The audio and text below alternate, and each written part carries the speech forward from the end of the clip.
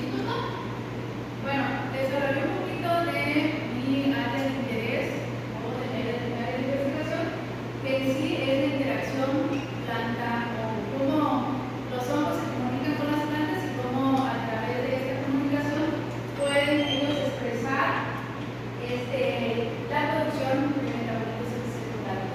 Específicamente, les hablaré de mi proyecto de tesis doctoral que se llama Metabolitos Constitutivos e Inducidos de Anona monicata. Este proyecto me permitió obtener el grado de doctorado en ciencias por la Universidad Nacional Autónoma. Bueno, a manera de introducción, ustedes saben que las plantas, a diferencia de otros grupos de organismos que habitan en este planeta, tienen un metabolismo secundario, que se le dio este nombre a raíz que cuando se descubren estos metabolitos no tenían un papel relacionado con la supervivencia de las especies. Entonces se le daba un papel secundario, por eso es que de ahí viene el nombre. Actualmente sabemos, y a partir del 2007, si no mal recuerdo, ya se le atribuye otro término a estos metabolitos y se les conoce como metabolitos especializados. Estos metabolitos secundarios o especializados que producen las plantas pueden o cumplen diversos roles dentro de estas, ¿no? Ustedes también saben que las plantas no son organismos que se estén moviendo de un lugar a otro. Es decir, si hace frío no van por una cobija que les dejen en las ferias o en otro lado, ni si hay estrés por sequía, no van y buscan o se desplazan a fuentes de agua, ¿no? Entonces, muchos de estos metabolitos secundarios van a cumplir funciones de reserva y la principal es la función de nitrógeno. Si ustedes ven la estructura que está ahí, son compuestos nitrogenados porque en estos anillos que producen resguardan ese nitrógeno. La molécula que ustedes ven ahí se llama nitrogenina, que es un alcaloide. Muchas otras moléculas sirven de protección, como las antocianinas, que son fenoles en sí, y que van a proteger a las plantas de la radiación UV. Este pigmento rojizo o marrón que produce va a ser como un mecanismo de protección a los rayos UV, ¿no? Otras moléculas, también flavonoides. Hace ratito platicábamos con Fer que para que varias bacterias isosféricas puedan colonizar y formar estos monstruos dentro de las raíces de las bases, a veces hay interacción de las bases de algunos fenoles que van a traer cierto grupo de bacterias para que estas puedan colonizar, ¿no? Y el rol que a mí me compete es querer saber si estos metabolitos que producen sí la Anona monicata son como mecanismos de defensa, ¿no? Para el ataque de herbívoros, patógenos o como neuropáticos para dispersar a otras especies. Antes de iniciar de lleno, bueno, en ecología química se clasifican a las defensas químicas en dos. En constitutivos van a ser todos aquellos metabolitos secundarios que las plantas van a producir per se, es decir, siempre están presentes independientemente si están siendo atacadas o no. Siempre la planta en algún estado fenológico o en una fase fenológica va a estar presente joven, plántula, juveniles o adultos, ¿no? Mientras que las inducidas van a ser aquellas moléculas que solo se producen o se incrementan cuando la planta está siendo atacada. Es decir, no va a haber, este metabolito puede ser una molécula X que se encontraba, por ejemplo, en las hojas en una concentración, pero cuando llega un herbívoro o un hongo, va a incrementar esa concentración, ¿no? O bien puede ser que esta molécula se produzca de nuevo por la incidencia de este patógeno, ¿no?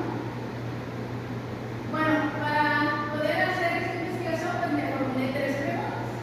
¿Cuál es el perfil constitutivo de cetogeninas y alcaloides de Anona monicata, que es la guanábana, como ya les dije? ¿Este perfil se modifica con las etapas fenológicas o siempre es constante? Y este mismo perfil es o no inducible por la presencia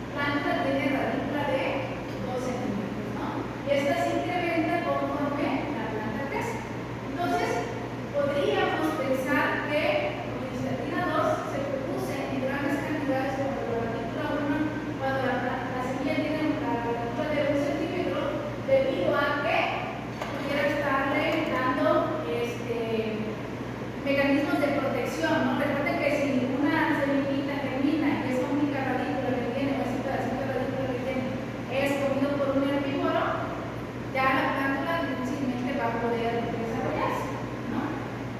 Quizás con la aparición de la otra, esta pudiera ser más potente y por eso como que minimiza a la otra, ¿no?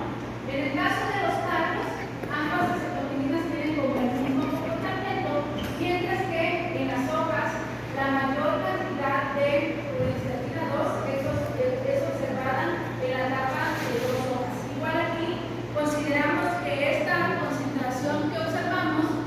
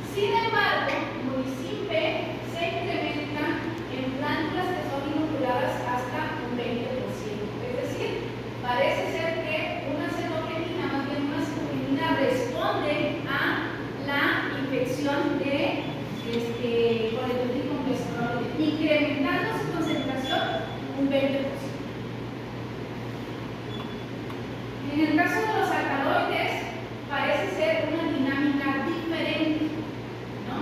Parece que más moléculas responden a la presencia, o la planta más bien responde a la producción o el incremento de varias moléculas cuando está siendo inoculada con glucosteroides.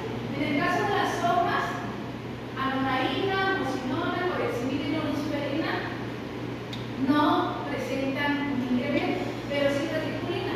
Para el caso de los índices de alcaloides de tipo benzilcitonínicos, la reticulina es un punto importante en toda la ruta metabólica de estos alcaloides, porque es un punto de diversificación para varios grupos. Entonces observamos que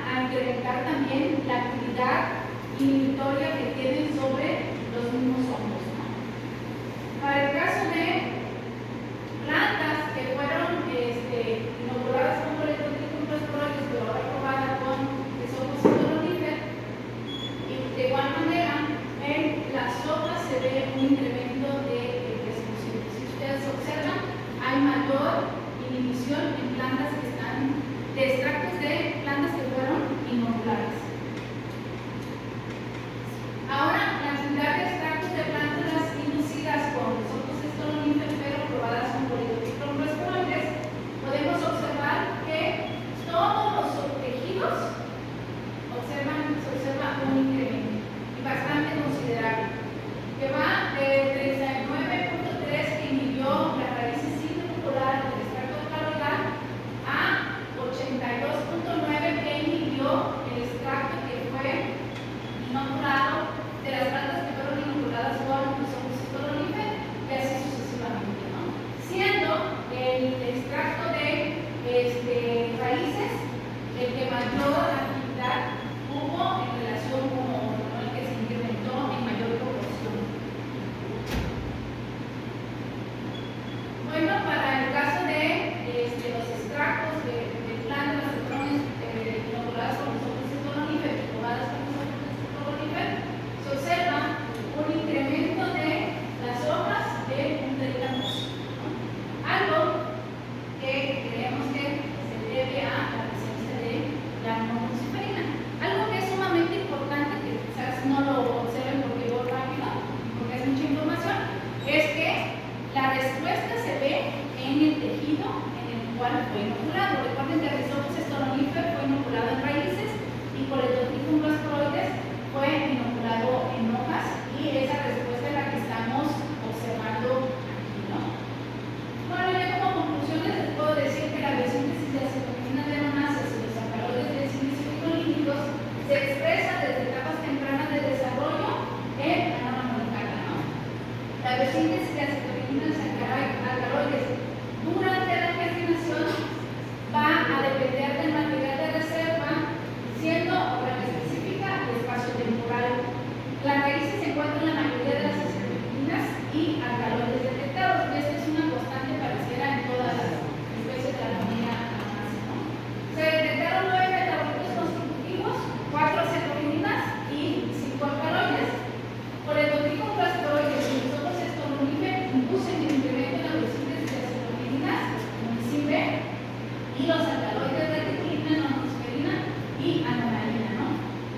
Las plántulas infectadas con nosotros estoloníferos inducen una respuesta de amplio espectro, mientras que el metabolismo secundario de la monicata muestra una plasticidad inducible a la presencia de otros productos. Bueno, yo cuando inicié con este proyecto, yo deseaba encontrar fitolexinas, ¿no? Sin embargo, no encontré fitolexinas. Las fitolexinas son aquellas moléculas que no pertenecen al perfil constitutivo de la planta y que se expresan, así como generación espontánea, se expresan de nuevo cuando la planta está siendo inoculada. Mi ilusión era encontrar ese tipo de respuestas. Sin embargo, lo que sí pudimos detectar es esta plasticidad que tiene una monicata para incrementar los metabolitos que ya tiene y que le puedan servir como un mecanismo de defensa, por lo menos ante el ataque de estos dos hongos que son Polydotticum rastroides y Rhizopus estolonífer, ¿no? ¿Esto a qué nos lleva? A pensar que con las moléculas que ella ya produce es suficiente para poder contrarrestar estas infecciones, ¿no? Bueno, este proyecto dio origen a 2 artículos que ya se encuentran publicados, que son acetoquininas y alcaloides durante el desarrollo temprano de una monicata, y Polydotticum rastroides y Rhizopus estolonífer inducen alcaloides antifúngicos como respuesta a el ataque de estos dos hongos, ¿no? En etapas de desarrollo temprano. Gracias. Sí.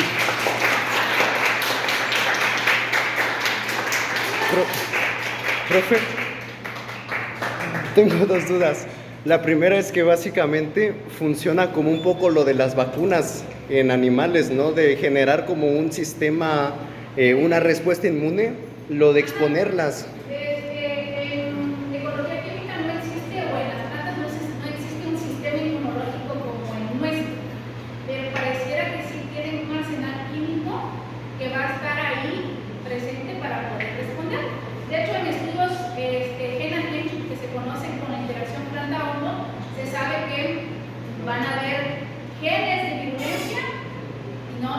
de avirulencia en la planta. Esos genes de avirulencia ya saben qué van a detectar de este gen de virulencia que produce el hongo. Entonces es un proceso coevolutivo. Cuando se empezaron a estudiar las micorrizinas se conoce un patosistema que se llama de la avena, ¿no? La avena es infectada, ahorita se me fue el nombre del hongo, pero resulta que este hongo mataba la avena, ¿no? Entonces la avena a través de los años produjo unas moléculas que se llaman avenacina A1 y avenacina A2 y la planta lo producía y empezaron a observar que en mutantes, que cuando la planta producía estas avenacinas, el hongo no era tan importante para matar a la especie, ¿no? Pero en las mutantes que evitaban la producción de estas moléculas, pues el hongo era muy hábil para poderlo penetrar. Pero a lo largo de los años empezaron a ver que este hongo, que no me acuerdo ahorita su nombre, empezó a producir enzimas que detoxifican tanto la avenacina 1 como a la avenacina 2, ¿no? Y entonces fueron las primeras fitolexinas que se conocieron a lo largo de muchos años, porque estudiando este patosistema entre ese hongo y la avena, ¿no? A raíz de eso se empezó a dar esta teoría de gen a gen, decir, bueno, las plantas sí tienen genes que detectan la pared celular, por decirlo así, del hongo, y a través de esto van a desencadenar una serie de respuestas, las martinasas. Después de las martinasas van a liberar el ácido salicílico, entre otras cosas, y van a llegar a pegarle a los genes de producción de metabolitos secundarios. Entonces, dependiendo de qué hongo sea, debería de ser el metabolito secundario que se produce, y esto es lo que se le conoce como fitolexinas. Sin embargo, van a haber plantas que les acabo de presentar, pues que van a tener una respuesta por sí, que producen moléculas altamente tóxicas y que a lo mejor con un poquito de incremento que le den a estas, pues les bastaría para eso, ¿no? Ahora, ¿qué importancia biotecnológica puede tener esto? ¿No? Si yo ya sé que las moléculas o los metabolitos secundarios se producen en bajas concentraciones, yo podría sobreestimular esa planta con cualquiera de estos hongos. El amoricin B no es un alcaloide que sea muy conocido y que tenga muchas actividades biológicas, ¿no? Pero pónganse que fuera otro, ¿no? Y que en vez de yo poner a crecer tantas plantitas, pues yo nada más estaría como infectando ahí a muchas plántulas, porque si es que se va a sobreexpresar, entonces yo podría obtener mayor producción de ese metabolito que tiene un beneficio, ¿no? Ya sea para la agricultura, para la medicina o para cualquier otra cosa. Otra de las ventajas que tienen es que el modelo que nosotros trabajamos en el laboratorio, pues son plantas. Esto da ventajas porque yo no tengo que ir a matar árboles para obtener raíces, ¿verdad? No. Si ya observé que las plantas tienen el mismo perfil químico que los adultos, yo no requiero ir a deforestar, por ejemplo, guanábanas, porque ustedes saben que si yo necesito raíces, que es donde se produce la mayor cantidad de alcaloides, pues yo necesito cortar las raíces. ¿Y qué pasa con una planta que se le corta las raíces? Pues se muere, ¿no? Entonces, pongo a germinar muchas plantitas. Esta no tiene problemas de germinación, es una planta bastante domesticada, ¿no? Y que pues está bien chipeada, porque luego también cuesta mucho que cultivarla y hacerla crecer, porque ya no es tan silvestre, pues porque es una planta a nivel mundial muy asequiada. Entonces ya está bastante chipeada. Profe, la otra pregunta era, ¿está llamativo cómo lo inducido, los metabolitos inducidos cuando se infectaban con Rhizopus stolonifer, sí funcionaban con el otro hongo luego? Es decir, y no viceversa, y cuando el Rhizopus era como que más específico, ¿no? Exactamente, muestra más. Eso es muy raro, ¿no? Quizás mueve otras cosas que nosotros no logramos detectar con este proyecto, pero parece, hay hongos, y tú sabes que hay hongos generalistas y hongos especialistas, ¿no? Entonces quizás en alguna característica propia de este hongo hace que tenga esta respuesta la planta, ¿no?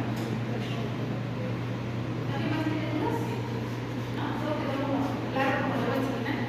Sí, pues. Bueno, pues muchas gracias por su